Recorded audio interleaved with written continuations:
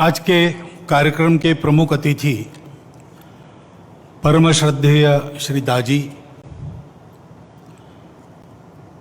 इस वर्ग के अवलोकन के लिए देश भर से यहाँ पर उपस्थित विशेष निमंत्रित अतिथिगण,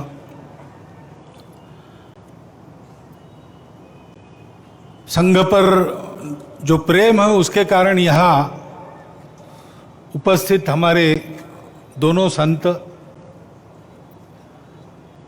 माननीय सर्वाधिकारी जी, विदर्भ प्रांत के माननीय संघ चालक जी, नागपुर महानगर के माननीय संघ चालक जी, उपस्थित अन्य अधिकारीगण, नागरिक सज्जन, माता भगिनी एवं आत्मीय स्वयंसेवक बंधु,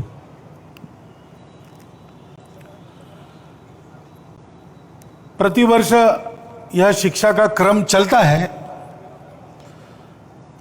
परंतु 2 वर्ष से कोरोना के कारण स्थगित था। प्रशिक्षण स्थगित नहीं हुआ, इस प्रकार का कार्यक्रम नहीं हुआ।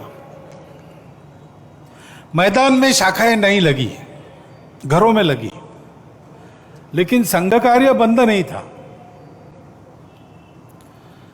कोरोना में हमारे कार्यक्रम बदल गए।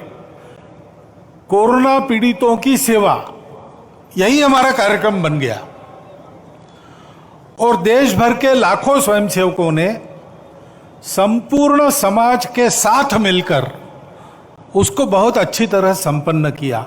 उसमें भी उनका प्रशिक्षण ही हुआ, क्योंकि कार्यक्रम आपको दिखने में अलग अलग दिखते हैं। यहाँ लाठी काठी आपको दिख रही, यष्टि दिख रही है, संचलन समता दिख रही, परंतु ये प्रशिक्षण है अपने देश को परम वैभव संपन्न बनाने के लिए जो आवश्यक योग्यता है उसको प्राप्त करने का प्रशिक्षण है। जिन बातों का उल्लेख और श्रद्धेय दाजी ने अपने भाषण में किया, वही बातें हैं। इस कालावधि में हमारा संपर्क समाप्त नहीं हुआ, उल्टा बढ़ा। बाद में राम जन्मभूमि के लिए धन संग्रह करना पड़ा तो बहुत अधिक गांवों में, 4 करोड़ से ऊपर गांवों में हमारे स्वयंसेवक पहुंच गए, परिचय हो गया, संपर्क हो गया। उसके फलस्वरूप इस बार जो वर्ग था अभी यहां उपस्थित है, इससे दुगनी संख्या इसमें आने के लिए तैयार थी,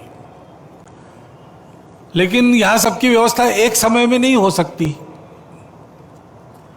इसलिए इस वर्ग में जो आए हैं वो आ गए, जो शेष है उनके लिए हमको दूसरा वर्ग करना पड़ने वाला है, वो हम करेंगे। परंतु ये सब क्यों चल रहा है, तो वही बात है, भारत माता की जय सारे विश्व में करानी है। क्यों करानी है? हम विश्व विजेता बनना चाहते क्या? नहीं, हमको विजेता वगैरह बनने की आकांक्षा नहीं है। हमको किसी को जीतना नहीं है, हमको सबको जोड़ना है। संघ का कार्य भी किसी को जीतने के लिए नहीं चलता, जोड़ने के लिए चलता है। और भारतवर्ष भी दुनिया में, दुनिया के आदिकाल से अब तक जीता रहा है तो किसी को जीतने के लिए नहीं, सबको जोड़ने के लिए। स्वतंत्रता का 75वां वर्ष चल रहा है। स्वतंत्र में हमारा स्व कौन सा है? यही हमारा स्व है। बहुत प्राचीन समय में कभी हमारे आर्ष पूर्वजों ने अस्तित्व के सत्य को समझा और जाना कि ये सारा अस्तित्व रंग बिरंगी विविधताओं से भरा हुआ वो एक ही शाश्वत, संपूर्ण, एकमेव अद्वितीय सत्य का आविष्कार मात्र है। विविधता ये उस एकत्व की साजा सज्जा है, वो अलगाव नहीं है। आपस में सबका संबंध है, वो आत्मीयता का संबंध है, अपनेपन का संबंध है। और इसलिए इस अपनेपन की भावना से संपूर्ण विश्व को ये सत्य की ओर ले जाने वाला अपनापन मिले, क्योंकि उस सत्य को प्राप्त करने से शाश्वत और कभी फीका न पड़ने वाला सुख मिलता है, जिसके खोज में सारी दुनिया दौड़ती रहती है। वो केवल वही मिलता है और हमको प्राप्त हुआ है। सारा विश्व हमारा अपना है, उसको भी प्राप्त होना चाहिए। सबको यह सत्य प्राप्त हो, इसलिए इसी सत्य के आधार पर सत्य, करुणा, शुचिता और तपस, ऐसे जिसको धर्म के 4 पैर अपने यहां कहा गया है, इन मूल्यों पर आधारित एक धर्म जीवन भारत में खड़ा किया। वो हमारा राष्ट्र जीवन बना। हम राष्ट्र है क्यों है? किसी भाषा के कारण नहीं है, किसी पूजा के कारण नहीं है, किसी एक जगह रहने वाले हमें इसलिए नहीं है। हमारे सामने एक समान लक्ष्य है। एतद् देश प्रसूतस्य सकाशात् अग्र जन्मनात् स्वम स्वम चरित्रम शिक्षेरन पृथिव्याम सर्वमानव। मनुष्य का जीवन कैसा हो, दुनिया के लोग आए, और हम जो दुनिया के सबसे प्राचीन देश है, हमारा दायित्व है हमारे को देखकर एक एक को वो शिक्षा मिलनी चाहिए। ऐसा जीवन हमारा होना चाहिए। ये एक समान उद्देश्य भारतवर्ष के सब पंथ संप्रदायों के सामने, सब भाषा बोलने वालों के सामने, सभी प्रदेशों में निवास करने वालों के सामने, सभी खान पान रीति रिवाज वाले लोगों के सामने है। यहां तक कि मेरा दावा है कि जिन्होंने कुछ ऐतिहासिक कारणों से विदेश से आई पूजा को स्वीकार किया, उनके भी अंतर्मन से जब आवाज निकलती है तो उनके सामने यही लक्ष्य होता है, क्योंकि वो भारत के हैं। इस बात की आज दुनिया को आवश्यकता है, क्योंकि सबको साथ लेकर आगे कैसे बढ़ना, जोड़ने वाला क्या है, इसकी प्रतीति दुनिया में नहीं है।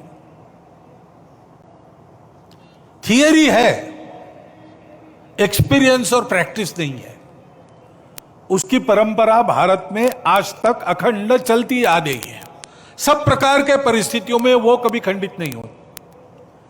वही आध्यात्मिकता और उसके आधार पर खड़ा हुआ यह धर्म, जिसको आजकल लोग हिंदू धर्म कहते हैं, वास्तव में वो तो मानव धर्म है, विश्व धर्म है। युगों से इस भूमि में उसका संगोपन, संरक्षण, संवर्धन हुआ, और इस भूमि की इस परंपरा में रहने वाले आज के लोगों को दुनिया हिंदू कहती है, इसलिए वो हिंदू धर्म है।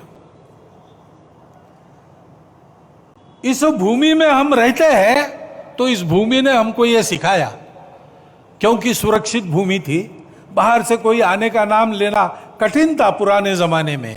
पर्वत और सागर पर करके कौन आएगा?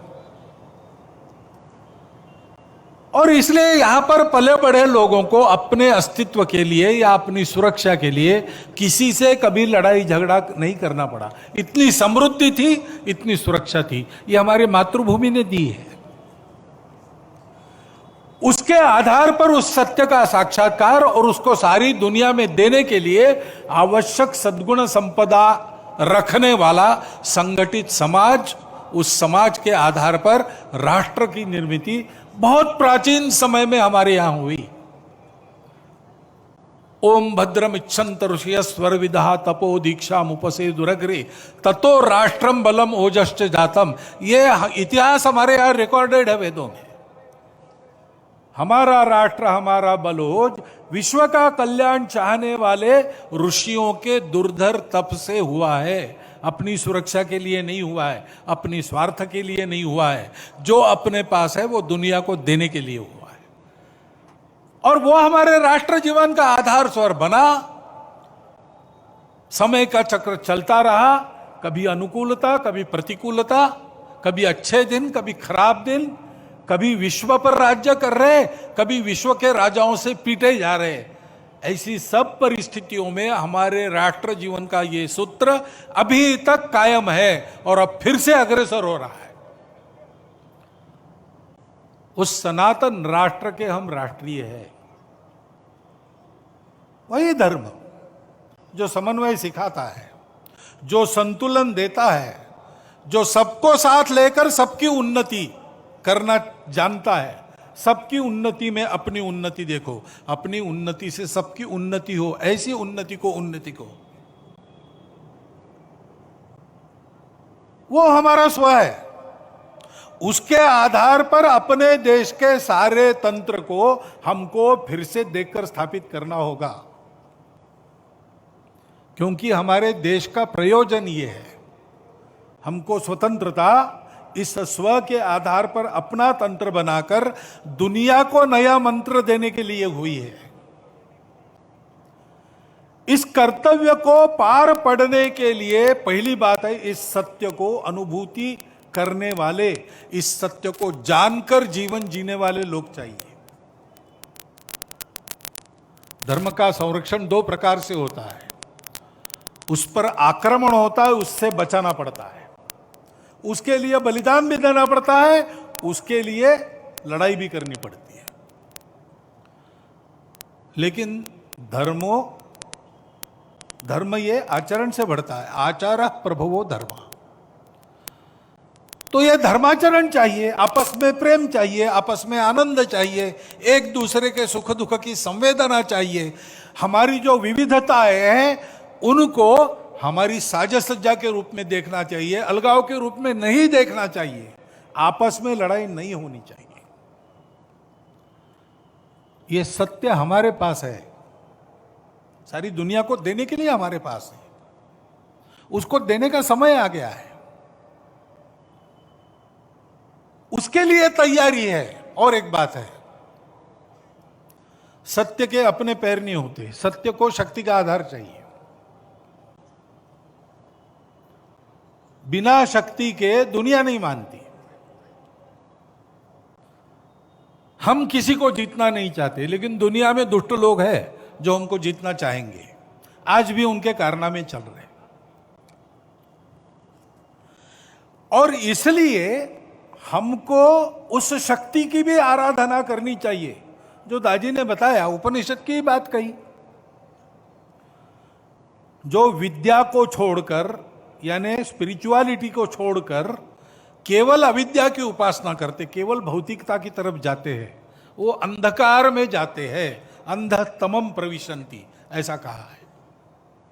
लेकिन अगले ही चरण में कहा है कि जो अविद्या को छोड़कर केवल विद्या की उपासना करते, वो उससे भी घोर अंधकार में फंसते हैं। सही तरीका क्या है? अविद्या मृत्युम तीर्थवा विद्या मृतम अश्नुते। भौतिक ज्ञान के आधार पर जीवन संग्राम में आने वाली भौतिक बाधाओं का मुकाबला करते हुए यशस्वी बनो और आध्यात्मिक ज्ञान प्राप्त करके उस यशस्विता को सार्थकता में बदल दो। केवल यशस्वी होना, पशु भी होते हैं, यशस्वी हुए बिना सार्थक भी नहीं हो सकते, लेकिन सार्थकता के बिना यश का कोई अर्थ नहीं। और इसलिए हमारे यहां यह मार्ग बताया, यह संतुलन साधा है। और इसलिए जैसे हम इस प्रेम की बात करते हैं, बात नहीं, वो हमको करना है, ये हमारा प्रामाणिक उद्देश्य है। ये कोई पॉपुलिस्ट पॉलिसी नहीं है। हमको प्रेम देना आता है, संघ में आकर देखिए, और हमको सब जगह जाकर यही करना है। संघ हृदय में भर पाए, अब घर घर हमको जाना है, ऐसे प्रसंग पर ये स्वयंसेवक बने हैं। उनके लिए संदेश क्या है? हिंदुत्व एक, अपनत्व भावना रोम रोम में भरना है। अहंकार व्यक्तित्व भुलाकर सबको अपना करना है। स्वयंसेवक इसी के लिए बनते हैं, लेकिन सब बातों को शक्ति का अधिष्ठान चाहिए। शक्ति को सत्य का, सत्याधारित नीति का अधिष्ठान चाहिए, नहीं तो शक्ति उपद्रवी हो सकती है। शक्ति चाहिए, लेकिन दुष्टों के हाथ में विद्या विवाद आया, ज्ञान मिला, जानकारी मिली, उसका उपयोग लोगों में झगड़े लगाने के लिए, नकारात्मकता उत्पन्न करने के लिए करना दिखाई देता है। धनम मदाय, धनवान हो गए तो ऐसा मद आता है कि उस धन के बल पर कुछ भी करेंगे, कोई लिहाज नहीं रखेंगे। शक्ति परेशान पर पीड़नाय, दूसरों को पीड़ा देने के लिए शक्ति का उपयोग, यह दुष्टों का है। खलस्य, जो नीति विहीन है, जो सत्य पर नहीं चलते, जो अपनत्व को नहीं जानते। परंतु साधुओं का क्या है? साधोर विपरीतम है, तो उनका उल्टा है। ज्ञानाय दानाय च रक्षणाय। विद्या मिली तो लोगों का ज्ञान बढ़ाने में उसका उपयोग करते हैं, धन मिला तो लोगों के अभावों को दूर करने के लिए दान करते हैं, और बल मिला तो दुर्बलों की रक्षा के लिए उसका उपयोग करते हैं। ये नीति नहीं है तो शक्ति उपद्रव बनती है। अभी हम देख ही रहे, लड़ाई चल रही, रशिया ने यूक्रेन पर आक्रमण कर दिया, ठीक नहीं कर दिया, विरोध भी हो रहा है, लेकिन कोई भी यूक्रेन में जाकर रशिया को रोकने के लिए तैयार नहीं है, क्योंकि रशिया के पास ताकत है, वो धमकी देता है, धमकी दे रखी है, इधर आओगे अणु बम चलाऊंगा, डरना पड़ता है। अच्छा, जो कर रहे हैं उनके भी हेतु कहां पवित्र है? वो तो सारे शस्त्रास्त्र यूक्रेन को दे रहे हैं। ये तो ऐसी बात हो गई, पुराने जमाने में पाकिस्तान और भारत को लड़ा के दोनों तरफ से अपने शस्त्रों की परीक्षा करते थे पाश्चात्य राष्ट्र। ऐसा ही कुछ चल रहा है। एक भारत है जो सत्य बात बोल रहा है, लेकिन उसको भी बड़ा संतुलन साध कर चलना पड़ रहा है, और सौभाग्य से उसने वो संतुलित भूमिका ली है। उसने आक्रमण का समर्थन नहीं किया और रशिया का विरोध भी नहीं किया है। यूक्रेन को लड़ाई की नहीं, बाकी मदद कर रहे हैं। रशिया को बार बार बोल रहे, बातचीत करके ठीक करो भैया। भारत अगर पर्याप्त शक्तिशाली होता तो इस युद्ध को रोकता, लेकिन वो नहीं रोक सकता। उसकी शक्ति अभी बढ़ रही है, पूरी नहीं हुई है। लेकिन हम देख रहे हैं, बलाढ्य राष्ट्र है, चीन क्यों नहीं रोकता? नहीं रोकता, क्योंकि इस युद्ध में उसको भी कुछ नजर आ रहा है। पता नहीं कोई नई कल्पना उसको सूझेगी, उपद्रव होंगे। इस युद्ध ने हमारे जैसे देश के लिए सुरक्षा और आर्थिक चुनौतियां बढ़ा दी है। हमको अपने प्रयासों को अधिक दृढ़ करना पड़ेगा, शक्ति संपन्न होना पड़ेगा। ऐसी शक्ति अगर भारत में हाथ में होती तो यह प्रसंग नहीं आता दुनिया में।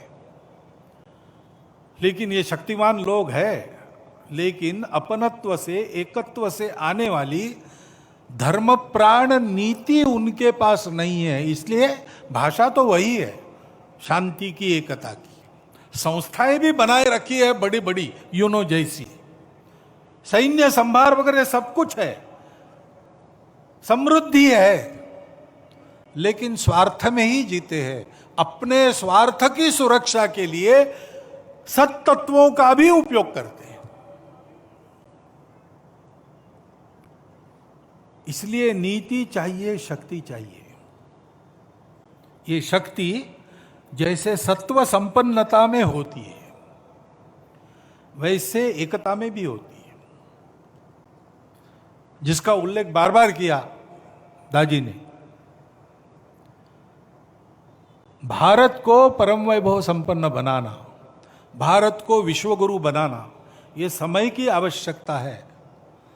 लेकिन उसके लिए भारत में सर्वत्र लोगों को भारत बनकर एक होना पड़ेगा। यह भारत का स्व है, वो किसी पूजा के आड़े नहीं आता, वो किसी पूजा का विरोध नहीं करता, वो किसी एक भाषा का समर्थन नहीं करता, सब भाषाओं को अपना मानता है। वो सब प्रांतों के लोगों को अपना ही मानता है। एक ही भारत माता के सारे पुत्र हैं, समान पूर्वजों के सब वंशज हैं, और यही स्व आधारित धर्म संस्कृति सबको विरासत में मिली है। धर्म को पूजा से और कर्मकांडों से, खान पान रीति रिवाज से अलग करो, तो हमारा धर्म बचता है, बंधुभाव, मानवता, वही भारत का स्व है, वही भारत का प्राचीन सनातन धर्म है, वही मानवता है, उसी को आज हिंदू धर्म कहते हैं। हम सबको यह ध्यान में रखना पड़ेगा कि विविधताएं अपनी है, परंतु वो अलगाव नहीं है। अभी ये प्रकरण निकल रहे, ज्ञानवापी का मुद्दा चल रहा है। अब ऐसे मुद्दे हैं, एक इतिहास तो है, उसको हम बदल नहीं सकते। वो इतिहास हमने नहीं बनाया, न आज के अपने आप को हिंदू कहलाने वालों ने बनाया, न आज के मुसलमानों ने बनाया। उस समय घटा, इस्लाम बाहर से आया, आक्रमकों के हाथ आया। उस आक्रमण में भारत की स्वतंत्रता चाहने वाले व्यक्तियों का मनोधैर्य खच्चे करने के लिए देवस्थान तोड़े गए, हजारों है। हिंदू समाज का विशेष ध्यान जिन पर है, विशेष श्रद्धा जिनके बारे में ऐसे कुछ है, उसके बारे में मामले उठते हैं। अब इसका विचार क्या करना, ये मुसलमानों के विरुद्ध नहीं सोचता है हिंदू। आज के मुसलमानों के उस समय पूर्वज भी हिंदू थे। उन सबको स्वतंत्रता से चिरकाल तक वंचित रखने के लिए, उनका मनोधैर्य दबाने के लिए किया गया। इसलिए हिंदू को लगता है कि इसका पुनरुद्धार होना चाहिए। हम तो कुछ नहीं कहते, हमने 9 नवंबर को कह दिया कि एक राम जन्मभूमि का आंदोलन था जिसमें हम अपने प्रकृति के विरुद्ध किसी ऐतिहासिक कारण से उस समय की परिस्थिति में सम्मिलित हुए।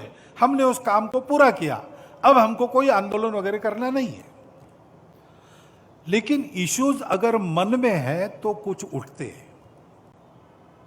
ये किसी के विरुद्ध नहीं है और विरुद्ध मानना नहीं चाहिए। मुसलमानों ने तो नहीं मानना चाहिए, हिंदुओं ने भी ये नहीं करना चाहिए। अच्छी बात है, ऐसा कुछ है, आपस में मिल बैठकर सहमति से कोई रास्ता निकालिए। लेकिन हर बार नहीं निकल सकता।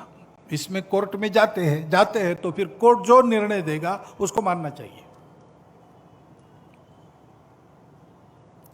अपनी संविधान सम्मत न्याय व्यवस्था को पवित्र सर्वश्रेष्ठ मानकर उसके निर्णय हमको पालन करने चाहिए। उनके निर्णयों पर प्रश्न चिन्ह नहीं लगाना चाहिए।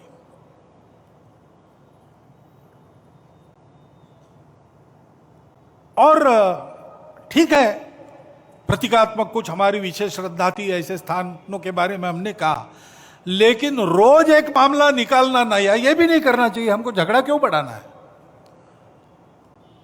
ज्ञानवापी के बारे में हमारी कुछ श्रद्धाएं हैं, परंपरा से चलती आई, हम कर रहे हैं, ठीक है, परंतु हर मस्जिद में शिवलिंग क्यों देखना? अरे भाई, वो भी एक पूजा है, ठीक है, बाहर से आई है, लेकिन जिन्होंने अपनाई है वो मुसलमान, वो बाहर से संबंध नहीं रखते, ये उनको भी समझना चाहिए।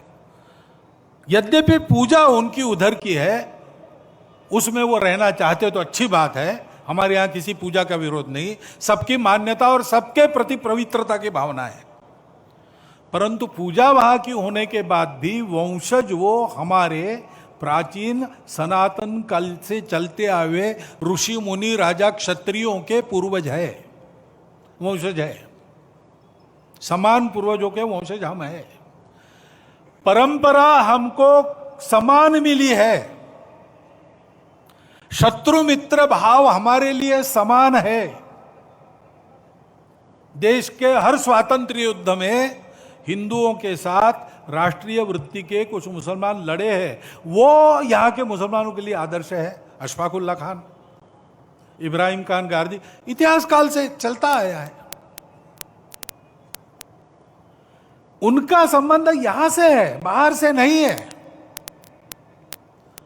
और इसलिए उनको भी समझना चाहिए, भारत मातृभूमि, भारत की संस्कृति, सर्वसमावेशकता उसकी, किसी को न बदलते हुए सबको अपना मानना, अपनी पूजा अपने जगह अपने लिए सर्वश्रेष्ठ है, लेकिन सबकी पूजा सबके लिए सर्वश्रेष्ठ है। किसी की बुराई नहीं करना, मेरा ही सही, ऐसा कट्टरपन और अहंकार नहीं रखना, और जनजीवन में सबके साथ बराबरी में आना। ये मान्य था, इसलिए तो पाकिस्तान बना, तब कुछ लोग चले गए, ये लोग नहीं गए। ये लोग नहीं गए, इसका अर्थ यही है ना, हमारी पूजा अलग हो गई इसलिए हम भारत को छोड़ना चाहते, ये हमको मंजूर नहीं, ऐसे ही सोचा होगा। तो उस भारत के साथ समरस होकर रहना, अलगाव का वही राग फिर से अलापना नहीं, पूजा अलग है इसलिए अपना हित अलग है, ऐसा मानना नहीं। और संपूर्ण हिंदू समाज ने भी यह समझना कि ये हमारे ही पूर्वजों के वंशज, रिश्ते से, हमारे खून के रिश्ते से हमारे भाई, ये अगर वापस आना चाहते तो दोनों हाथ खोलकर हम उनका स्वागत करते, नहीं भी आना चाहते तो कोई बात नहीं, हमारे यहाँ इतने 33 करोड़ देवता है और बढ़ जाएंगे, क्या फर्क पड़ता है, अपनी अपनी पूजा तो सब कर रहे हैं।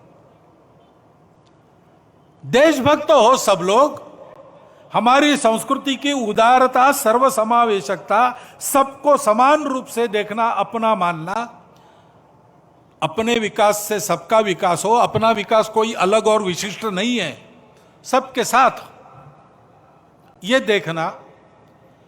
और हमारे वही पूर्वज है जिन्होंने हमको ये विरासत दी, उनके गौरव को मन में रखकर उनके रहन सहन का अनुकरण करते हुए आगे चलना।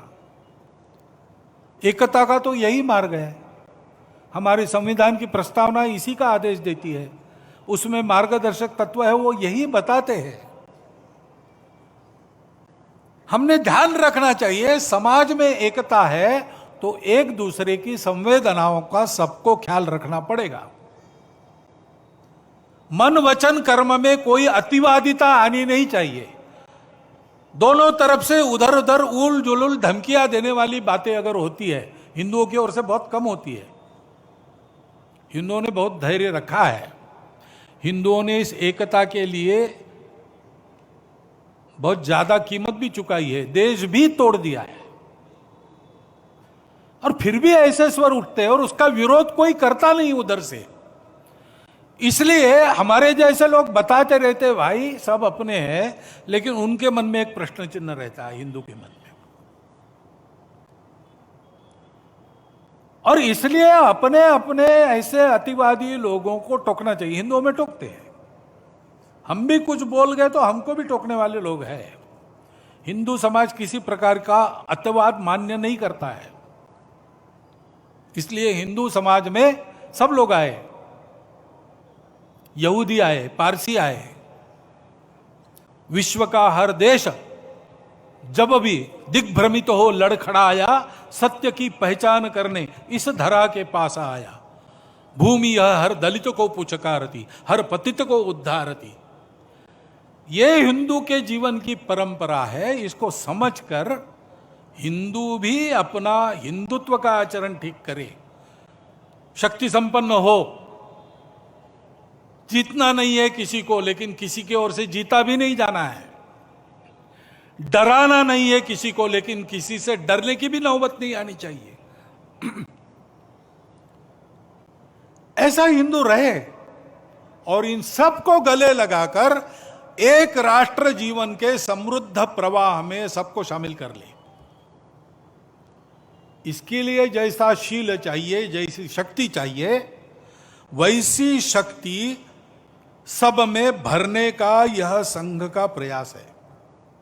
अत्यंत आवश्यक, अनिवार्य ये आवश्यकता है देश की, क्योंकि हम सबको भाषा, प्रांत, पंथ आदि की सारी विविधताओं को लेकर एक दूसरे से दूर करना, आपस में लड़ाना और उन झगड़ों की आग पर अपने स्वार्थ की रोटियों को सेकने का उद्योग करने वाले अभी भी कार्यरत है, दुनिया में भी है, देश में भी है। उनके चंगुल में किसी प्रकार के समझदार लोगों को नहीं फंसना चाहिए। लंबा चलना पड़ेगा। आज ऐसा विचार आया, किसी ने बोला और कल बदल हो गया, ऐसा नहीं होगा। कठिन रास्ता है, उबड़ खाबड़ रास्ता है, लेकिन इसमें से जाना पड़ेगा। हम लोग भारत माता की जय करना चाहते हैं, हम लोग आपस में अपनत्व, भाईचारे पर विश्वास रखते हैं, हम लोग भारत को विश्व गुरु बनाना चाहते हैं, तो हमको इस व्रत को लेकर आगे बढ़ना पड़ेगा।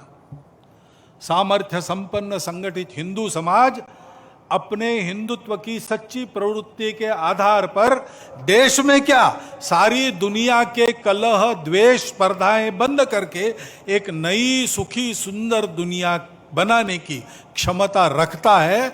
उस क्षमता का, उस गुणवत्ता का जागरण सारे देश में करने का ये संघ का प्रयास 1925 से चल रहा है।